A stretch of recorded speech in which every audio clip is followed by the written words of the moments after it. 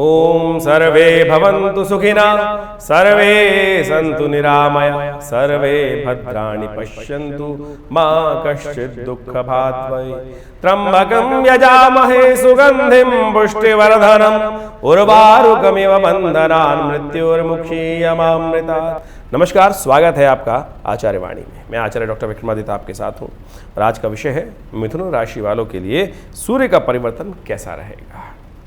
देखिए मिथुन राशि वालों, आपकी राशि के अनुसार से सूर्य कहाँ के स्वामी हैं? सूर्य आपके तृतीय भाव के स्वामी हैं और तृतीय भाव जो है विशेष तौर पर संबंध रखता है आपके पराक्रम से, संबंध रखता है आपके मित्रों से, संबंध रखता है आपकी इच्छा शक्ति के साथ। और ये तृतीय भाव जो भ्रातृभाव है विशेष तौर पे आपकी राशि के अनुसार से सूर्य वहाँ के स्वामी हैं और गोचर में परिवर्तन होते हुए सूर्य इस वक्त जो है आपके द्वितीय भाव में जा रहे हैं। द्वितीय भाव परिवार का भाव है, धन का भाव है और ये बड़ा इंपॉर्टेंट योग है आपकी राशि के अनुसार से। मिथुन राशि वालों के लिए खास तौर पर ये जो महीना है और ये कहा जाता है कि हृदय नाम का योग बहुत शुभ योग होता है और ऐसे में कुछ भी कार्य करने से, पूजा पाठ का पुण्य कार्य करने से अनेक प्रकार के कष्टों को दूर करने के योग बन जाते हैं। तो ये सूर्य का परिवर्तन आपके लिए बड़ा महत्वपूर्ण है। ये 30 दिनों का परिवर्तन आपके लिए ऐसा योग बनने वाला है कि जैसा चाहो वैसा बन जाओ। अच्छा चाहोगे, अच्छा सोचना, कम से कम नेगेटिव मत सोचना। ऐसे में खास तौर पर परिवर्तन का योग है, इच्छाधारी योग सूर्य बनाने जा रहा है आपकी राशि के अनुसार से।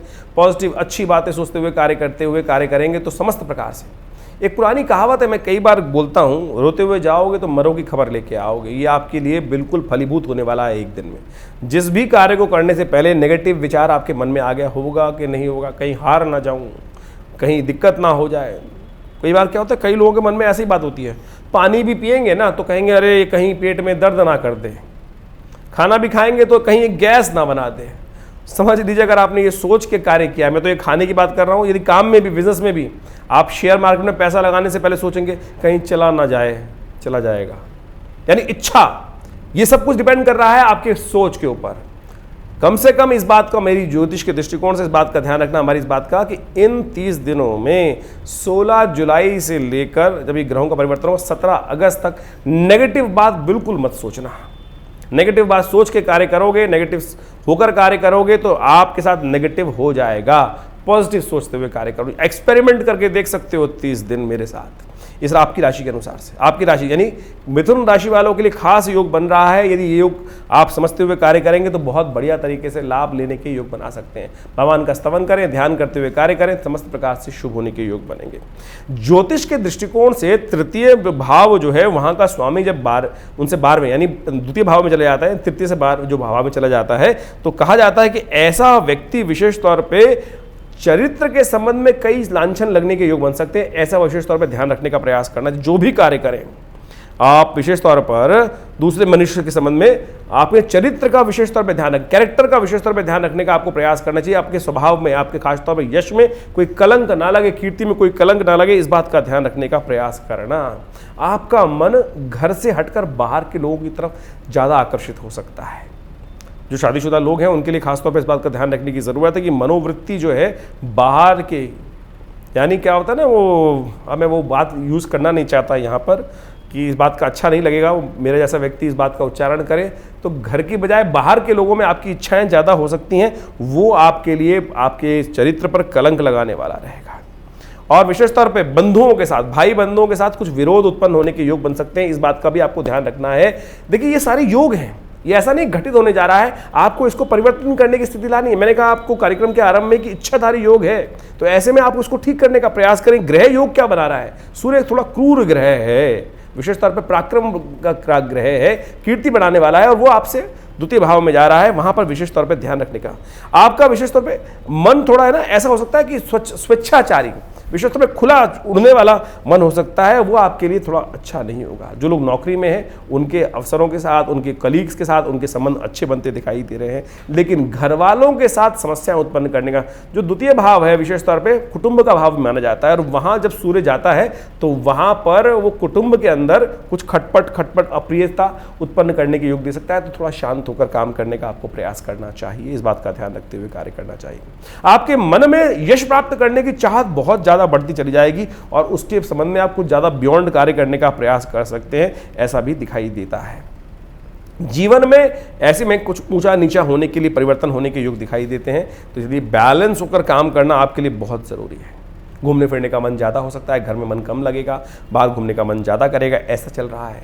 तो कोशिश करें शांत होकर काम करने का आपको प्रयास करना चाहिए। समय बिल्कुल पॉजिटिव है, लेकिन ये गलत बातें यदि जीवन में आ गई तो फिर आप सब कुछ समाप्त कर दोगे। मैंने कार्यक्रम के आरंभ में आपको बहुत इंपॉर्टेंट, बहुत बैलेंस करने वाला टाइम है। यदि आपने थोड़ा सा बैलेंस कर लिया, पॉजिटिव थिंकिंग में अपना दिमाग लगा लिया, अच्छी बातें सोचने में दिमाग लगा लिया, नेगेटिविटी से अपने आप को दूर कर लिया, तो इस महीने में वारे न्यारे भी कर सकते हो, और यदि गलत तरफ चल गए तो सब कुछ लीप भी सकते हो। ऐसा योग चल रहा है, तो बड़ी सावधानी के साथ आपको काम करने की ज़रूरत है। उपाय क्या किया जाए? तो सबसे पहले तो पहले दिन ही उपाय कर, आप हमने रास्ता बताया आपको कि पहले दिन हृदय नाम का योग है। सूर्य का दर्शन करें, सूर्योदय से पहले उठें, भगवान सूर्य को अर्घ दें, गायत्री का पाठ करें, थोड़ा सा गायत्री का यज्ञ कर लें, और विशेष तौर पर आहुति के समय में ध्यान रखें कि बिल्वपत्र के चूर्ण से ओम घृणी सूर्य आदित्याय नमः इस मंत्र का जप करते हुए, गायत्री का जप करते हुए आहुति प्रदान करें, तो बहुत सुंदर रहेगा। और हमने तो उस दिन विशेष तौर पर आश्रम पर यज्ञ भी रखा हुआ है। रविवार को यज्ञ होता ही है, तो उसमें सूर्य को हृदय नाम के योग के कारण से बहुत संक्रांति का योग पड़ रहा है, तो उस दिन सूर्य ग्रह शांति महायज्ञ हमने रखा है, उसमें आप भाग ले सकते हैं अपने बहुत सारे कष्ट दूर करने के लिए। आप आइए विवेकानंद योगाश्रम में, रविवार के दिन सुबह 8 बजे से लेकर करीब 10:30 बजे तक ये कार्यक्रम चलता है, भंडारा होता है, उसमें सम्मिलित होकर लाभ ले सकते हैं। और विशेष तौर पर ये जो महीना पड़ रहा है, ये सूर्य की संक्रांति जो पड़ रही है, ये मलमास में पड़ रही है। पूरा महीना जो है 2 संक्रांति के बीच में, यानी कर्क संक्रांति से लेकर सिंह संक्रांति के बीच में जो 30 दिन का समय रहेगा, 31 दिन का समय, उसी बीच में पूरा महीना निकल जाएगा और संक्रांति उसमें आएगी नहीं। इसीलिए वो समय जो है मलमास के रूप में, अधिक रूप मास के रूप में, पुरुषोत्तम मास के रूप में जाना जाता है। और ये पुरुषोत्तम मास बहुत खास है। इस पुरुषोत्तम मास में, सावन के महीने में ये पुरुषोत्तम मास पड़ रहा है। ऐसे में विशेष तौर पर भगवान शिव को प्रसन्न करने के लिए बहुत सारे उपाय शास्त्र में वर्णित हैं। पुरुषोत्तम मास में वैसे तो भगवान विष्णु की पूजा करना भी शास्त्र में प्रमाणित किया जाता है, लेकिन सावन के महीने में समझें, सूत्र मैं आपको बता रहा हूं, शायद कोई बताएगा नहीं आपको। भगवान विष्णु शेषशय्या पर विश्राम पे चले जाते हैं और सारा आधिपत्य शंकर के हाथ में आ जाता है, और वही समस्त संसार के कार्यों को संपादित करते हैं। तो ऐसे में उनको प्रसन्न करने का बहुत आसान तरीका है, रुद्राभिषेक, जल से उनका अभिषेक, 1 लोटा जल उन पर डालिए नित्यपति। देखिए, जल से पत्रम पुष्पम फलम तोयम, जो भगवान को अर्पित करेगा, उनके समस्त प्रकार के कष्ट दूर होने के योग बनेंगे। हमने विवेकानंद योगाश्रम में इन 30 दिनों में विशेष तौर पर सुंदर रुद्राभिषेक का कार्यक्रम रखा है। सुबह शाम के समय 6 बजे से लेकर करीब 8:30 बजे तक ये नित्यपति कार्यक्रम चलेगा। आप भी विवेकानंद योगाश्रम में आकर उस रुद्राभिषेक यज्ञ में सम्मिलित हो सकते हैं। हमने कोई फीस नहीं रखी है, कोई फीस नहीं रखी है। हाँ, जो लोग नहीं आ सकते हैं उनके लिए कोई पंडित की व्यवस्था करनी है, तब उनके लिए कुछ शुल्क रखा गया है, वो आप जो नहीं आना चाहते हैं। लेकिन जो लोग आना चाहते हैं स्वयं बिल्कुल आइए, सादर आमंत्रित है। सुंदर व्यवस्था आपके लिए रहेगी और इस कार्यक्रम में सम्मिलित होकर आप लाभ ले सकते हैं। और इन विशेष तौर पर मलमास में जो मंगलवार पड़ेंगे, 4 मंगलवार विशेष तौर पर, उसमें भी हमने सुंदरकांड का और साथ साथ रुद्राभिषेक का कार्यक्रम रखा है। उन सब में भी आप सादर आमंत्रित हैं। तो हमारे विवेकानंद योगाश्रम में नित्य प्रति कुछ ना कुछ उत्सव मनाए जाते हैं। आप आइए दिल्ली में विवेकानंद योगाश्रम में और देखिए, वहाँ नित्य प्रति 8 घंटे यज्ञ होता है, और बहुत सारे भारतीय संस्कृति में यज्ञ इत्यादि पर, मंत्र इत्यादि पर बहुत शोध कर करीब 40 से 50 पुस्तकें हमने लिखी हैं, और उन सब के माध्यम से जन जागरण करने का हम सुंदर प्रयास कर रहे हैं। आप भी इस सुंदर कार्य में जुड़कर सहयोग कर सकते हैं और लाभ ले सकते हैं।